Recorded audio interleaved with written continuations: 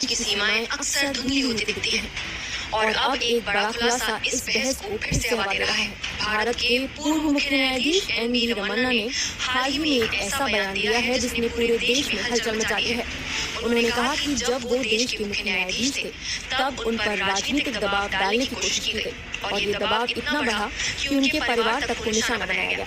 Justice Ramana ने खुद बताया कि उनके परिवार के खिलाफ फर्जी क्रिमिनल केस दर्ज किए गए सिर्फ इसलिए कि उन्हें झुकाया जा सके, डराया जा सके। उन्होंने ये बात आंध्र प्रदेश के VIT-AP यूनिवर्सिटी के दीक्षांत समारोह में कही और भले ही उन्होंने किसी सरकार का नाम नहीं लिया, लेकिन इशारा साफ तौर पर YSRCP सरकार यानी जगनमोहन रेड्डी के दौर की तरफ था। उन्होंने कहा, आप में से बहुत से लोग जानते हैं कि मेरे परिवार को कैसे टारगेट किया गया, उन पर क्रिमिनल केस लगाए गए सिर्फ मुझे दबाव में के लिए। ये सब एक सोची समझी साजिश थी और मैं अकेला नहीं था। न्यायपालिका में कई ऐसे लोग थे जिन्होंने संवैधानिक मूल्यों की रक्षा की, लेकिन उन्हें भी अत्याचार सहने पड़े। जस्टिस रमन्ना का ये बयान उस दौर की याद दिलाता है जब YS जगनमोहन रेड्डी सरकार ने 3 राजधानियों का फॉर्मूला पेश किया था। विशाखापट्टनम प्रशासनिक राजधानी, अमरावती विधायी और कुर्नूल न्यायिक राजधानी। लेकिन उस फैसले के खिलाफ अमरावती के किसान सड़कों पर उतर आए। उनका कहना था कि अमरावती ही आंध्र प्रदेश की असली राजधानी है और इसे तोड़ना उनके साथ विश्वासघात है।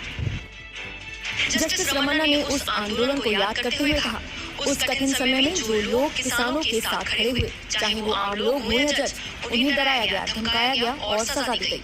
उन्होंने ये भी जोड़ा कि जब कई राजनेता चुप रहना चुन रहे थे, तब भारत की न्यायपालिका और वकील अपने संवैधानिक दायित्वों पर अड़िग रहे। उन्होंने कहा, मैं अमरावती के उन किसानों को सलाम करता हूँ जिन्होंने सिस्टम की ताकत के सामने झुकने से इनकार कर दिया। उनका साहस मुझे प्रेरणा देता है। आज जब एन. चंद्रबाबू नायडू की सरकार फिर से सत्ता में है, अमरावती को राजधानी प्रोजेक्ट के रूप में बहाल किया जा चुका है और विकास कार्य तेजी से आगे बढ़ रहा है।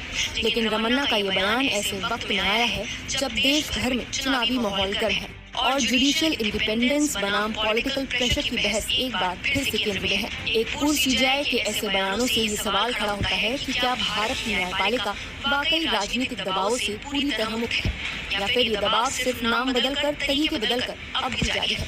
आपको क्या लगता है? हमें कमेंट करके अपनी राय जरूर बताएं।